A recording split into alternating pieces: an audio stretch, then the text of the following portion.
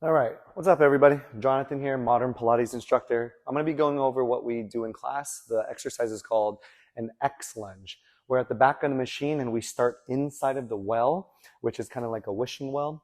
What people do usually is they'll stand up on the platform first and then they have to bend over to pick up the cables before they pull the carriage in. I want you to avoid bending over as much as possible just because of back issues. So what I usually do is I tell you to stand inside of the well. I want you to pick up both the black or blue cables first, then step up onto the platform. Then you'll bicep curl, pulling the carriage in. Your target leg will be in the front, and then your non-target leg will be behind you on the carriage. Then what you're going to do is you're going to slowly go down and try to get to a 90-degree angle where your thigh is flat like the floor. You also want to check that your knee is above your ankle, just because I don't want you to have your knees going too far forward, putting more weight into that knee. Now, what we'll do is if you take my class, I start us in a low hold so that we can start as a class. And then I'm going to tell you to exhale as you press through your heels to come up only 95% because I don't want you to lock your knee. Otherwise, you will lose tension. You breathe in as you go down on an inhale, and then you press through your left heel, target heel, to go up on an exhale. Another thing I want to talk about is sometimes I see people, what they'll do is they'll literally use their arms and pull themselves up. And that turns into more of an upper body exercise than a leg exercise.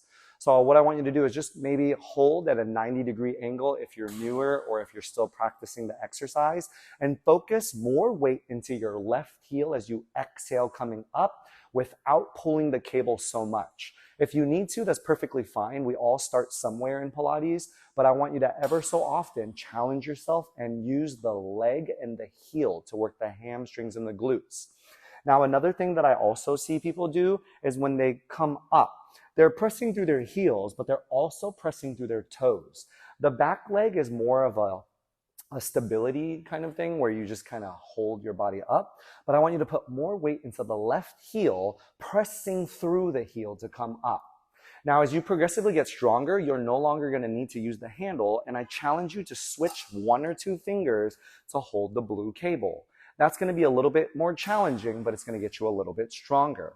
Once you get good at the fingers holding the blue cable, what I like to do is I hang up the opposite cable. I hang up the cable that's with my target leg. I put that arm behind my back and I exhale as I rise using only the opposite blue cable. That's just my preference, but if you want to, you can hold the one with the target leg. And then the ultimate goal is to be able to do this without the blue cables. So if you get to that point, what I normally do is I'll set up by standing up, bicep curl, right toe behind me, and then what I'll do is I'll meet me low, and then I'll hang up the cables right on the black handlebars on the edge so that whenever I need it, I can just scoop it up and then come up through an exhale. Sometimes people will put it down here, but again, I don't want you to have to lean over. So putting it on the bar is the best thing.